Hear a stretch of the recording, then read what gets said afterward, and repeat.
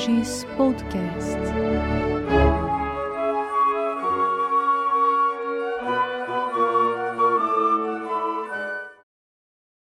Olá, pessoal. Novamente aqui com mais um podcast da Imagens.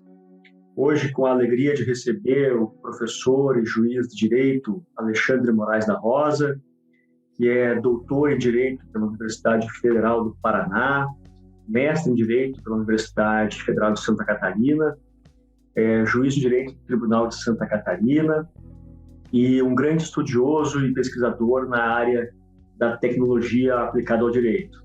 Muito bom tê-lo conosco aqui, Alexandre. Seja bem-vindo.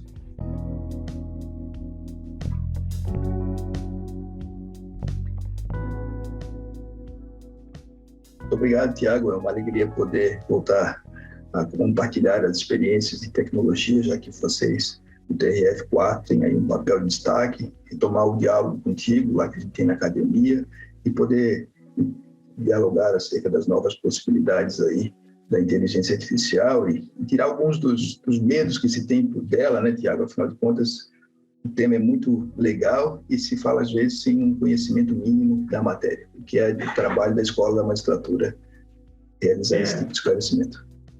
Muito bem. E é por aí mesmo que eu queria começar a conversa contigo, porque o direito é uma ciência normalmente conservadora, pelo menos predominantemente, e muitos dos profissionais são reticentes com a inovação em geral e com alguns outros meios tecnológicos em particular, a inteligência artificial, uma delas.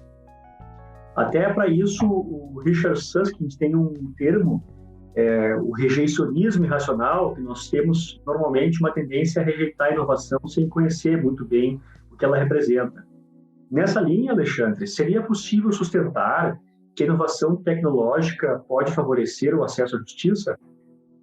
Bom, esse é um tema muito legal, assim, acho que hoje em dia quem se dedica a essa questão, pensar o risco de Susskind, as noções dele, até por força do trabalho que ele desenvolveu no Reino Unido, na Inglaterra, principalmente na revolução do poder judiciário, não mais entendido como um simples poder da República, mas como um serviço prestado ao cidadão, ao usuário. Então, ter essa perspectiva da experiência do usuário como algo muito importante no acesso à justiça faz com que nós tenhamos uma rejeição, e o livro ele é muito feliz quando coloca uma rejeição praticamente do senso comum no tocante às inovações. Todos nós temos aí uma tendência à manutenção dos status quo, e nós pegamos uma geração, né, Tiago e quem está nos ouvindo, uma geração de pessoas que foram ensinadas, passaram num concurso e exerceram a sua função por longos anos, décadas, de uma maneira analógica,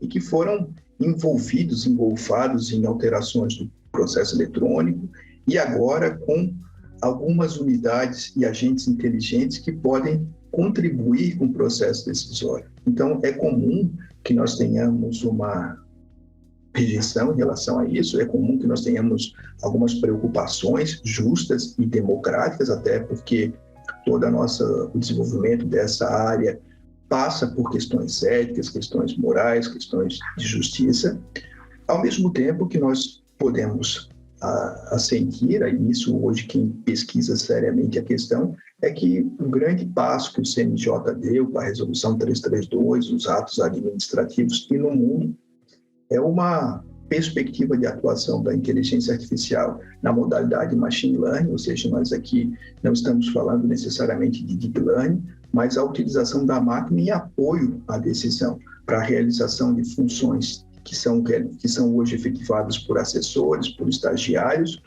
e principalmente pelos magistrados. Afinal de contas, eu estou na magistratura há 20 e poucos anos, também você.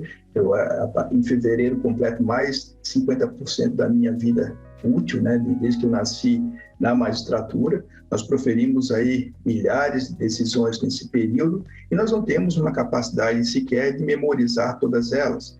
E o que se espera do magistrado, além da conformidade normativa, é que nós tenhamos uma coerência nas nossas decisões. Então, por exemplo, uma das aplicações mais básicas da máquina é fazer com que nós tenhamos mecanismos aptos à accountability, vertical, horizontal, que nós tenhamos coerências nas nossas decisões. Afinal de contas, o doutor Tiago deferiu tutelas, proferiu sentenças em que ele pode ter sido contraditório. Então, a utilização da máquina só nisso, no auxílio da nossa organização, das nossas decisões, já é um grande ganho, fora todo o aspecto vinculado ao apoio das decisões mais técnicas, né? Porque também nós não podemos esperar das máquinas, e esse é o ponto mais importante, que é uma confusão entre o uso da inteligência artificial e a robótica. Nós temos muita gente que confunde as duas e acha que nós teremos um robô, um juiz sentado num tribunal, numa vara, quando é justamente o contrário. Nós vamos criar sistemas cada vez mais vinculados à resolução de problemas específicos das nossas atividades. Coisas que vocês na Justiça Federal fazem muito, por exemplo, decidindo temas, né, Tiago? Então, essa é uma das questões. Quando o STJ, o Supremo, decidir um tema, se nós não temos overruling nem distinguish, o caso está proferido, a decisão, o conteúdo jurídico está proferido, e nisso a máquina pode nos auxiliar. Então, respondendo à tua pergunta de uma maneira direta, essa neofobia, como alguns têm, ela é justificável pela cultura jurídica, como você bem colocou, mas, ao mesmo tempo, ela exige um enfrentamento direto, primeiro, pelo domínio de um campo que as pessoas, em geral, não dominam, e o segundo, pela demonstração por todos nós de que nós, longe de querermos modificar a estrutura da decisão, o que nós queremos fazer é utilizar a máquina em apoio à prestação judicional entendida como serviço. Muito bem. Então, nós estamos num campo ainda inicial. Se eu bem entendi, nós não pensamos aqui no país ainda, e creio que nem no exterior, como regra, em um juiz robô, em alguma máquina que vai decidir questões humanas no lugar do ser humano. Mas nós podemos ter passos prévios que vão apoiar os juízes e tornar o serviço judiciário mais eficiente e mais uniforme, como você mencionou. Quais, então, seriam os exemplos, Alexandre, de aplicações baseadas em inteligência artificial que são menos polêmicas e que poderiam ser usadas desde logo? Bom, essa questão é muito interessante porque entender o impacto da inteligência artificial no poder judiciário, ela precisa ser conjugada com a evolução da computação, né? Então, hoje em dia, quando se fala de computação, nós tínhamos no passado os mainframes, aqueles computadores enormes que ocupavam salas imensas, que eram computadores, a IBM foi das primeiras, o Brasil contratava, a fábrica precisava ter uma mega estrutura para poder dar conta desses imensos computadores. Com a evolução dos chips e a substituição do computador imenso por computadores pessoais, nós tivemos uma alteração significativa. Eu estou na magistratura desde 98, lá no início nós trabalhávamos felizes da vida com 386, depois nós viemos com Pentium, depois nós começamos a ter computadores com maior capacidade de processamento, e isso fez com que nós tivéssemos uma revolução no modo de atuação. Então, como nós tínhamos anteriormente uma mera máquina de escrever, e depois nós começamos a ter computadores, foi possível estabelecer modelos, né? Então, éramos muito felizes na possibilidade de não ter que digitar tudo de novo e termos que aproveitar modelos. Em seguida, nós tivemos que se chama de computação pervasiva, que é o embarcamento de tecnologias em outros mecanismos do nosso dia a dia. E, por fim, nós temos hoje, se fala de computação ubíqua, que é a possibilidade de nós termos aí sensores e atuadores em diversos meios, né, e principalmente com a internet das coisas, justificando falar hoje de smart cities, por exemplo, que são cidades, propostas de cidade inteligente, entre elas temos várias, e pela relevância, Nova York. Então, quando a gente fala de novas possibilidades, é que não faz sentido para mim, por exemplo, que nós estejamos em 2021, não é a realidade em geral da Justiça Federal, mas que nós tenhamos que julgar uma ação de acidente de trânsito com uma narrativa, vinha um autor a 60 km por hora, afinal de contas, todas as pessoas, ou grande parte delas, hoje tem um dispositivo de celular, e esse celular está ligado a um Google que tem uma linha do tempo, que pode mostrar o local que ele estava, as pessoas têm o Waze, as pessoas têm comprovar dentro dos seus dispositivos, comprovação da velocidade que estavam, a gente pode cruzar com dado do temporizador do sinaleiro de trânsito, e tudo aquilo que é uma discussão de prova, vinha, não vinha, quem cruzou na frente, está resolvida do ponto de vista do cruzamento de dados. Só que isso não está ainda disponível para as seguradoras, não está disponível para as partes, e faz com que nós tenhamos processos arcaicos em que a solução, que seria a aquisição válida de dados, é disponível, mas não é trazida. E aí eu te faço uma consideração, que até nós dois aí temos esse legado, nós temos ainda um modelo de processo que é muito liberal, no sentido que não está nos autos, não está no mundo. E a grande questão que hoje se fala, e o Pepe, que é um baita professor e juiz de trabalho aposentado lá de Minas Gerais, a pergunta que tem que ser feita é: por que cada vez que um juiz federal vai despachar uma ação de benefício previdenciário, ele não pode adquirir do banco de dados de INSS o processo administrativo automático, o histórico de contribuições? Por que ele tem que esperar que as partes tragam tudo isso? Afinal de contas, nós estamos falando do erário, estamos falando de dinheiro público, e nós poderemos melhorar a qualidade, a rapidez das decisões. Afinal de contas, a máquina pode fazer inferências, pode fazer contas, evitando que nós tenhamos um trabalho burocrático e muitas vezes vinculados a questões que não são trazidas aos autos. Todos os servidores públicos federais têm um banco de dados pessoal em relação ao seu histórico de benefícios, de trabalho, de faltas, e tudo isso faz com que vocês exijam, nosso modelo de processo exija que em cada processo tudo isso seja trazido, o que é contraproducente, não faz sentido. Todas as varas federais de vocês do meio ambiente, por exemplo, e essa é a tese do Marcelo Pisolati, um colega meu, Santa Catarina, que trabalha inteligência artificial no ambiente da proteção ambiental, não faz sentido que em cada ação civil pública proposta pelo BNPF, você tenha que juntar toda a documentação vinculada ao meio ambiente. Eu poderia ter um banco de dados associado a isso como um serviço. Então, quando se vai discutir a Baía da Babitonga em Joinville, nós temos vários documentos que constrangem as decisões e que, se não forem juntados pelas partes, demandam um trabalho do juiz ter que eventualmente conhecer e inserir. O que nós procuramos mostrar hoje é que a tecnologia pode, a partir dos referenciais apresentados pelas partes do que seria o objeto da pretensão, temos outra ação civil pública já discutindo essa questão, temos um relatório de impacto ambiental já disponível, enfim, nós podemos enriquecer as nossas possibilidades de decisão, ou seja, se a nossa pretensão maior é tornar as decisões com menos erros e garantindo mais direitos, ou seja, direitos principalmente fundamentais, não faz sentido o nosso modelo ultrapassado de processo que continue exigindo que em todo o processo nós tenhamos esse mecanismo direto. Nós podemos criar aí imensas repercussões tecnológicas, e uma das coisas que, do ponto de vista que você falou, que são mais interessantes, é que, por exemplo, o TRF tem aí projetos interessantes tocante a uma das questões mais bizarras para mim, que é do Poder Judiciário, que é discutir competência, né? Então, a gente não tem que ficar discutindo competência. Quantos acordos, quanto esforço é despendido hoje, em 2021, para discutir se a União tem que responder pelos medicamentos não padronizados?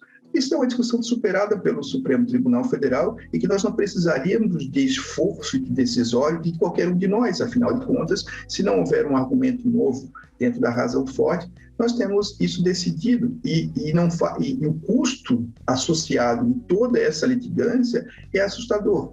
E para terminar, então, como você terminar esse nosso bloco, né? Como você falou, em Porto Alegre, em Florianópolis, nós temos carros autônomos, né? Que seriam o mais famoso é o da Tesla. E esse carro autônomo pode cometer crimes, né? Pode matar uma pessoa, que é o 302 do Código de Trânsito, causar lesão corporal, levar uma multa. Quem é o responsável por tudo isso? Essas discussões que não nos aparecem ainda no dia a dia são muito importantes de serem enfrentadas.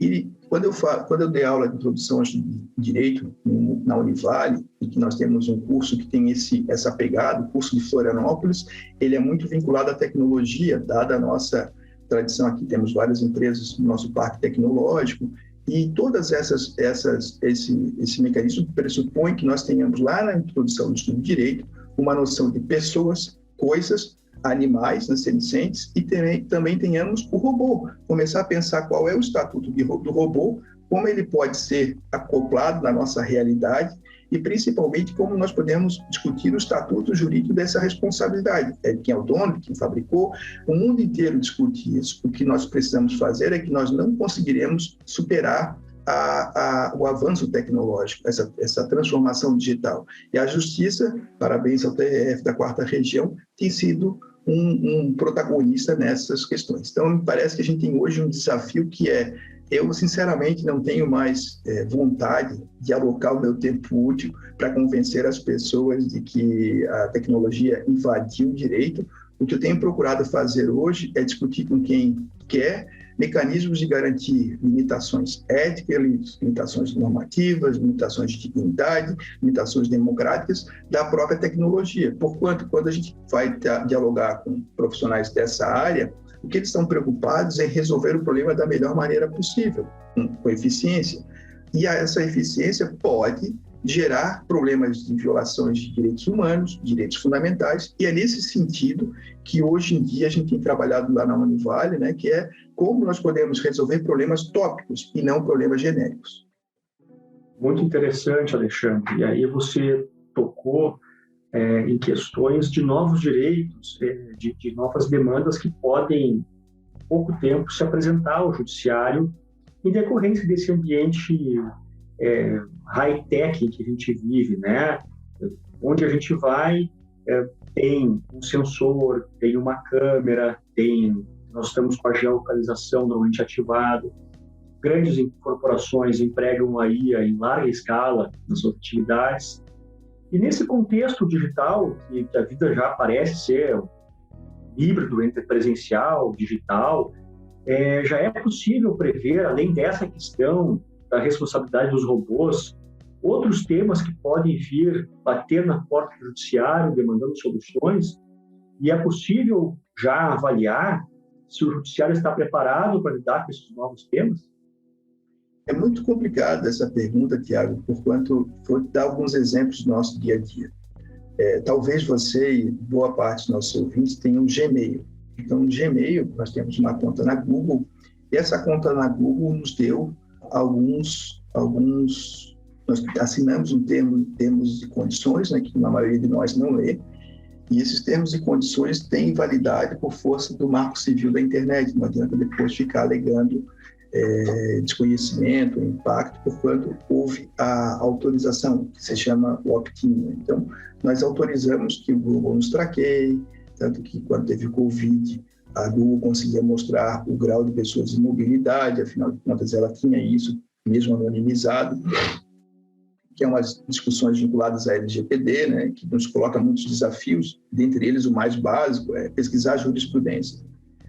Hoje em dia, muitos acórdãos ainda colocam o nome das pessoas, ou quando colocam o nome das pessoas, colocam detalhes, né? Nós julgamos muitas ações aí de medicamentos e de pessoas com dados privados, ou seja, com situações pessoais muito, muito limitadas, que antes compunham a jurisprudência de uma maneira simples, assim, tranquila. Nós não nos colocávamos em questão essa temática. Hoje em dia, a pergunta é: como é que se faz um acórdão? Coisas bem básicas. Assim, nós podemos continuar colocando nos acórdãos, transcrevendo depoimentos de pessoas, por exemplo, vítimas de estupro?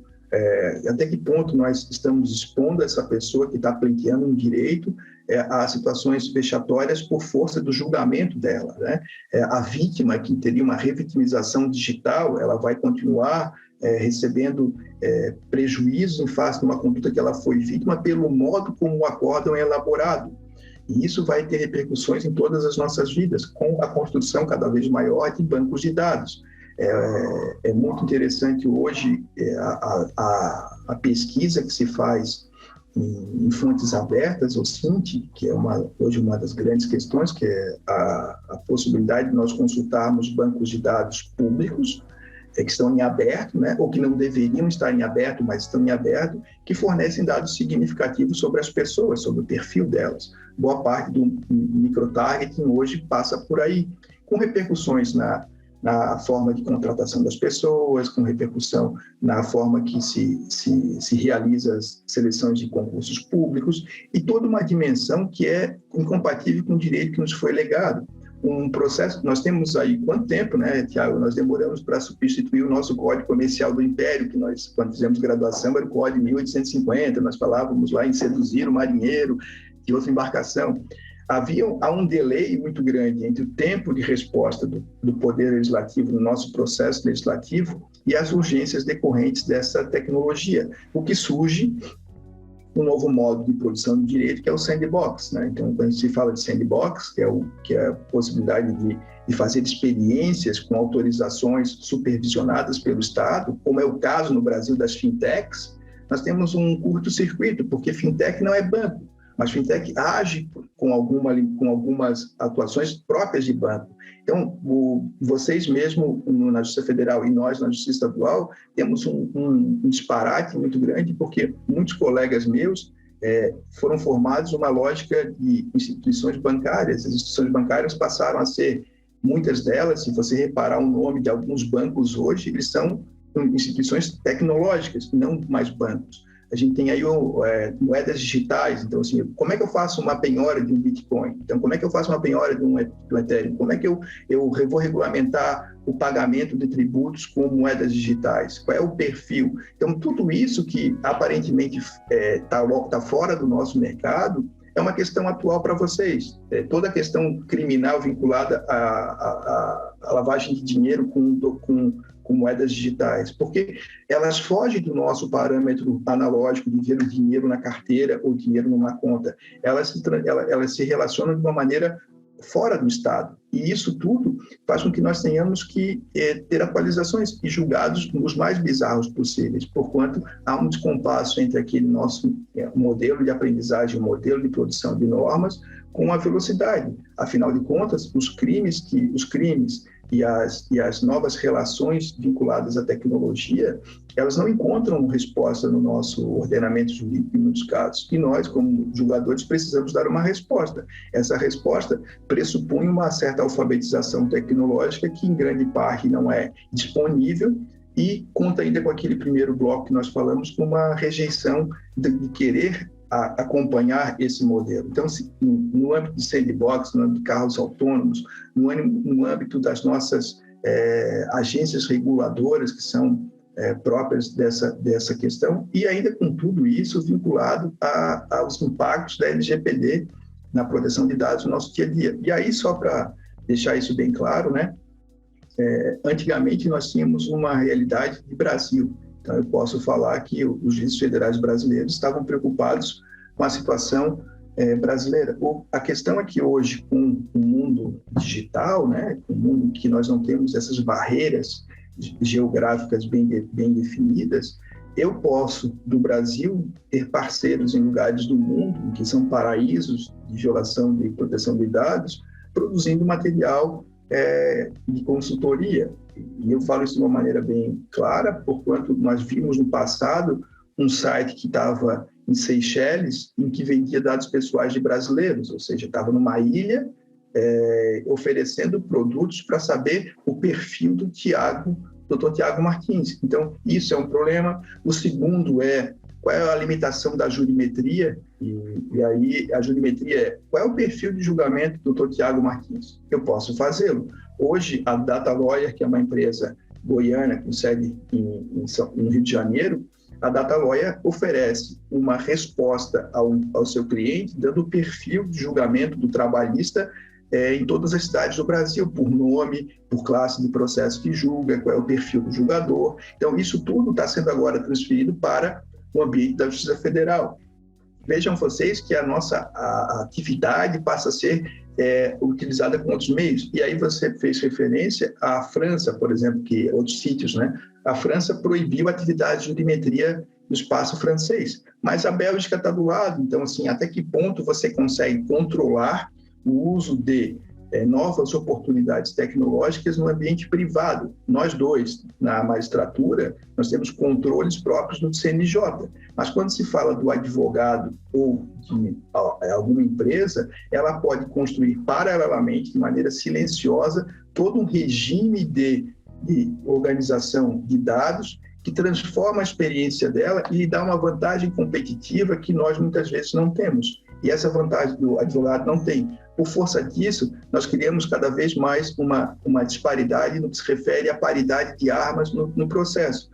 Retomando aquela discussão do PEP. Então, até que ponto nós não podemos criar mecanismos em que os bancos de dados sejam previamente disponibilizados e isso possa ser associado ao processo, a depender do autor, a depender da pretensão deduzida, e precisamos, portanto, repensar os fundamentos pelos quais nós organizamos a nossa estrutura do Poder Judiciário, pensada, como bem lembraste com o Susskind, como um serviço que deve ser entregue de maneira rápida, de maneira efetiva e com estabilidade.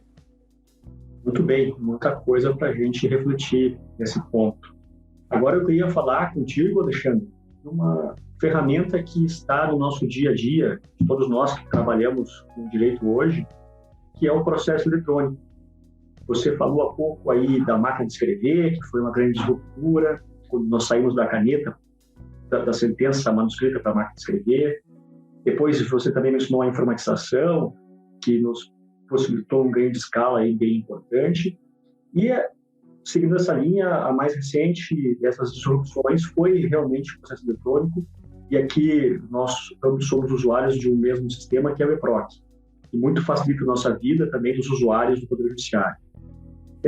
Já é possível a gente divisar qual vai ser a próxima disruptura, ou ainda temos muito a explorar, muito a avançar dentro do processo eletrônico antes de irmos para uma outra fase? Sim, é muito importante, né, Tiago, que o escopo do processo eletrônico foi um. Então, a gente não pode pedir mais do que ele foi pensado, né? A ideia de pensar o processo eletrônico como uma arquitetura de organizar documentos, organizar fluxos, melhorar a automação das nossas atividades é perfeito. Então, a gente tem algumas noções distantes em relação à concepção do SAG, em relação à concepção do ProJude, do EPROC e do PJE. O CNJ escolheu o PJE como sendo um grande programa de atuação, um modelo nacional, o que é uma escolha política, né? Não necessariamente uma escolha tecnológica, e faz com que nós tenhamos hoje uma dificuldade em relação ao desenvolvimento de programas, de sistemas como o EPROC. Afinal de contas, ele precisa, para fazer desenvolvimento tecnológico, se precisa de dinheiro e equipe disponibilizada. O grande salto que me parece importante é que o PDPJ, que é a Plataforma Digital do Poder Judiciário, associada ao SINAPS, né, que foi delegado lá pelo Tribunal de Rondônia, é muito interessante para todos nós, porque ele faz com que a gente possa mudar a noção de que nós tenhamos uma solução embarcada e eu possa criar uma solução por serviço. Então, quando se fez hoje computação na nuvem, que foi a proposta da arquitetura do juiz Breno, e o juiz trabalhista do Paraná, em que, quando ele esteve na gestão do ministro Dias Toffoli, já vindo das anteriores, e posterior agora com o Fábio Porto e o Rafael lá no CNJ, o grande giro é que eles, o tanto que os 63 projetos hoje de inteligência artificial, que você pode consultar lá no painel do CNJ, eles operam na lógica de serviço. Então, é um serviço que é tipicamente cooperativo. Eu estou fazendo a formação do CNJ no SINAPS, né? Então, o que eu posso fazer? Eu tenho um problema do meu tribunal do trabalho. Eu posso ter um domínio do meu tribunal, como tem vários outros. Eu posso consultar as experiências, por exemplo, tem um chatbot do tribunal tal. Vou pegar, eu não preciso desenvolver-o inteiramente no meu sistema. Eu vou pegar lá no GitHub, que o CNJ fez, eu pego o código, eu consigo alterar o banco de dados, enfim, eu criei uma alternativa em que eu não tenho mais um sistema que é fechado, né, como eram os anteriores, não tem um sistema que é especialista. E esse modelo de criação de cooperação, de interoperabilidade, que seria o mais fácil de entender, embora não seja uma interoperabilidade clássica, é a possibilidade de que nós possamos agregar funcionalidades e ferramentas ao EPROC, embora elas não tenham sido pensadas para o EPROC, elas tenham sido pensadas para outras finalidades. Por exemplo, a utilização da famosa teimosinha para fins de penhora com inteligência artificial. Então, assim, tem muita coisa que está sendo feita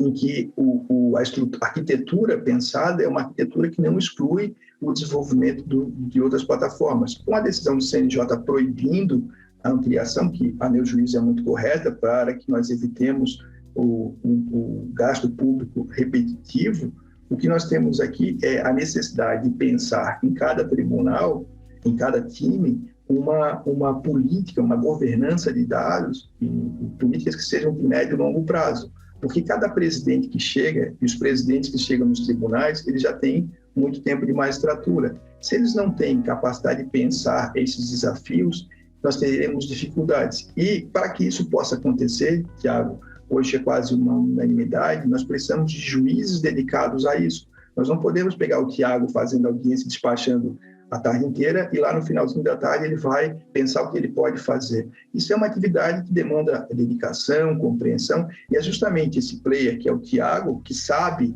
por estar dentro, por ser especialista, do que são as necessidades, a importância. E para terminar essa fala dos sistemas dos eletrônicos, esse sistema eletrônico não foi pensado, por exemplo, o Tiago não tem no sistema dele uma gestão de gabinete, que poderia estar associado. Eu não tenho uma gestão de gabinete. Cada um de nós abre o nosso EPROC, abre o processo, vê o que se trata, tem ali um rótulo, qual é a temática, mas ele não tem uma classificação, ele não tem, quando entra, o Tiago já decidiu um caso parecido como esse, ele não tem mecanismos de gestão da sua unidade que hoje em dia podem ser disponibilizados.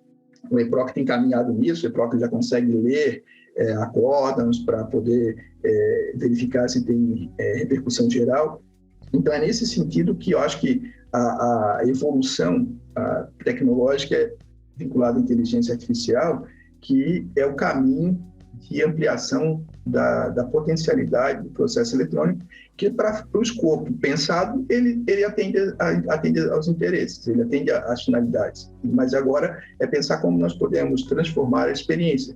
E, para isso, nós temos dois caminhos. Um caminho que seria de cima para baixo, que é o tribunal resolvendo os problemas, e um segundo caminho, que é o que o Alexandre Mendes, que você conhece lá da Univale, professor nosso também, propõe, que foi a tese de doutorado dele, que é uma resolução de baixo para cima. Eu quero resolver as demandas do juiz Tiago Martins. Então, o gabinete dele, como ele pensa que pode ser feito. Mas para ele poder pensar como ele pode estruturar, ele precisa entender minimamente como é que pode funcionar a arquitetura da máquina, porque não pode pedir da máquina mais do que ela pode dar. A máquina faz conta, a máquina faz cálculos, ela não pode... Eu preciso ter capacidade de o Tiago entender que para que eu possa transformar escalas ordinais em escalas cardinais, eu preciso transformar, eu preciso criar mecanismos. Eu quero que o Tiago tenha uma grande capacidade de produção de sentenças. Ótimo, mas esse exemplo do Tiago, o que nós vamos criar como modelo para ele, talvez não seja o modelo do juiz do lado. Então, trabalhar as questões não só do ponto de vista do Poder Judiciário da Quarta Região ou da Justiça Federal Brasileira, mas começar a trabalhar de baixo para cima e depois agregar, bom, eu tenho o modelo do Tiago, aí eu tenho o modelo do Alexandre, eles trabalham na mesma competência. Quais são as diferenças? O que a gente pode unificar? Qual é o padrão vindo de cima? Então, é um trabalho em que nós começamos de cima para verificar os padrões, o trabalho de baixo, e nós depois unificamos os dois num modelo que possa ser mais estável. Muito bem, Alexandre. Várias ideias, vários caminhos para a gente seguir. E também acho que uma conscientização muito importante de que a transformação está aí e a gente precisa assumir algumas posturas diante dela. Só queria te perguntar uma coisa. O que estás pesquisando, Tiago? Conta para nós aí, então. Entrega a tua pesquisa para a gente poder trabalhar. Eu estou fazendo uma pesquisa de direito comparado, Brasil e Estados Unidos, em tema de propriedade administrativa e lei anticorrupção. E aí eu comparo alguns estatutos deles lá, por exemplo, o False Claim Act, o RICO lá, das organizações criminosas, e o estatuto que também reprime a corrupção internacional. E aí faço algumas correlações dos nossos com os deles. E no final eu tento sustentar que a gente tem que incorporar um desses instrumentos que eles têm, que são as Quick Actions. através das quais, conhece, né, permite que pessoas privadas possam processar em nome do Estado em troca de uma recompensa. E eu vou fazer, eu estou sustentando que isso pode ser incorporado à lei de improbidade administrativa para que pessoas físicas ou jurídicas particulares também possam se associar ao Estado nessa iniciativa de processar e receber valores como ressarcimento ao erário, e eles fiquem com uma parcela para estimular que essas ações realmente sejam propostas, né? E aí a gente faz também ali, o Gilson está me ajudando, que é meu orientador, o Gilson Jacobsen, a gente faz assim uma constatação de que a lei da ação civil pública não estimula a participação social, que a lei da ação popular também não, né? São instrumentos assim que têm suas limitações, então a gente precisaria trabalhar com mais foco na lei de propriedade em relação a esse tema. E aí, só para terminar essa questão, então, olha só, Tiago, como é legal. O teu tema pode significar hoje, numa classificação, tem uma experiência de inteligência artificial, de classificação, porque a inteligência artificial, no machine learning, em geral, vai trabalhar com classificação e regressão. Na comunidade europeia, se fez uma classificação das decisões da Corte Europeia de Direitos Humanos. Então, essa classificação te dá parâmetros mais objetivos para que tu possa analisar outro conjunto de dados, que seria a legislação brasileira. E quando se fala desse modelo americano em que há possibilidade de responsabilização e de, no Brasil, causa certa espécie, assim, né, porque a pessoa vai denunciar e vai lucrar. Não vai lucrar, porque ela tem um gasto, ela tem um custo de oportunidade, porque ela vai ter que se expor. E aqui no Brasil nós temos agora o Explorer lá de uma maneira muito tímida ainda, né, acontecendo. Mas o que posso mostrar é que a máquina pode auxiliar a classificar e, uma vez identificado esse problema, criar os parâmetros para que isso não aconteça mais. Então, no que se refere aos mecanismos de compliance, público e privado, nós temos a possibilidade de que a máquina possa aprender e identificar nos fluxos, nos processos do Estado, mecanismos de atuação e de exigência. Então, quando a gente fala da tua tese, que embora aparentemente esteja fora da tecnologia, ela pode entrar porque a criação de mecanismos de accountability, de transparência, ela pode ser muito significativa. Então, a criação de fluxos de processos dentro do espaço público, a partir do que a gente aprendeu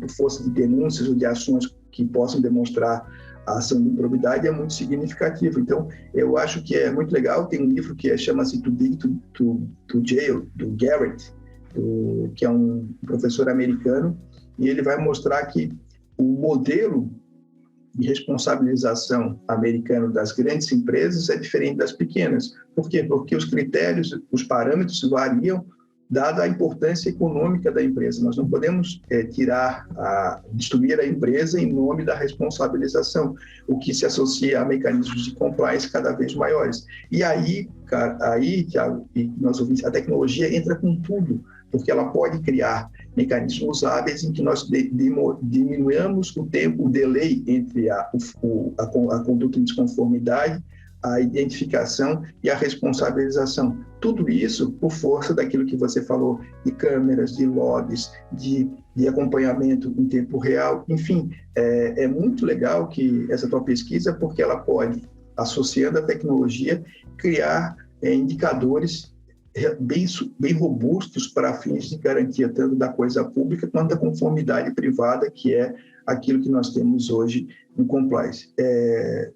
Isso é tão legal, né, que a gente agora viu o CAD lançar os parâmetros probatórios do acordo de leniência, e isso pode ser significativo para terminar assim, e ficar muito contente com a tua pesquisa, Tiago, dizer que muitas das pessoas que não têm formação jurídica, elas acabam não entendendo muitas vezes qual é a fronteira entre o ato improbo e o ato probo, qual é o limite do mercado, e quando você consegue criar indicadores na máquina que possa, em tempo real, colocar, por exemplo, um sinal verde da decisão, um sinal amarelo, um sinal vermelho, você pode criar, sem necessariamente um parecer da consultoria jurídica ou do jurídico, a partir dos padrões já verificados, o risco associado àquelas decisões. Então, uma decisão simples de uma empresa, às vezes, contratar A ou B numa licitação, ou de participar de uma licitação, por exemplo, pode ter associado pelo histórico o risco vermelho, amarelo, estou dando um exemplo bem simples, né, de uma gradação de três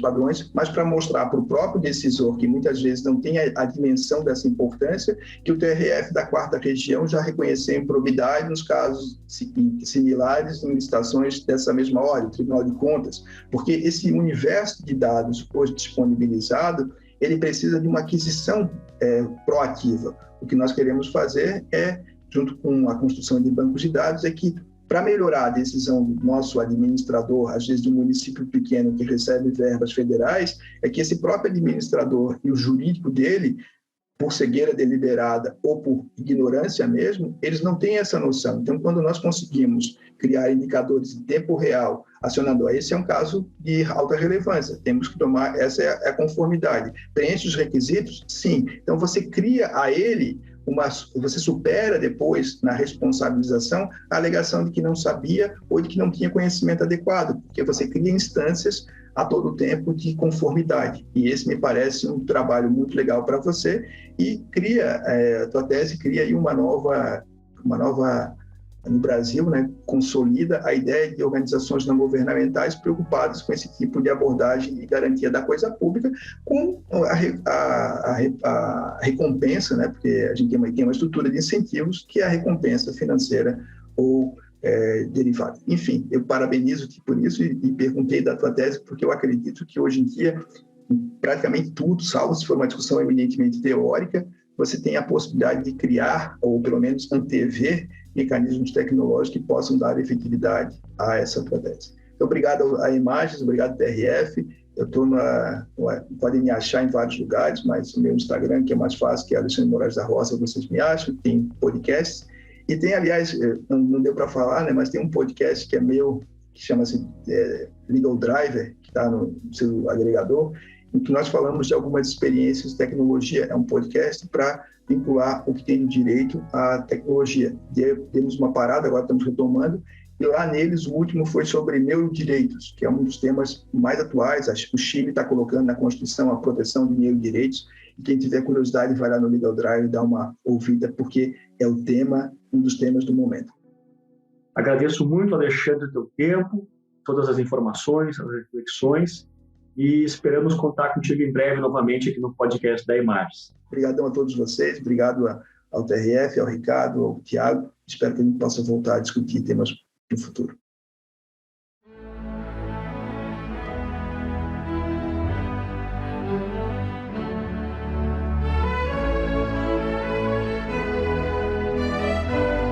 Imagens Podcast.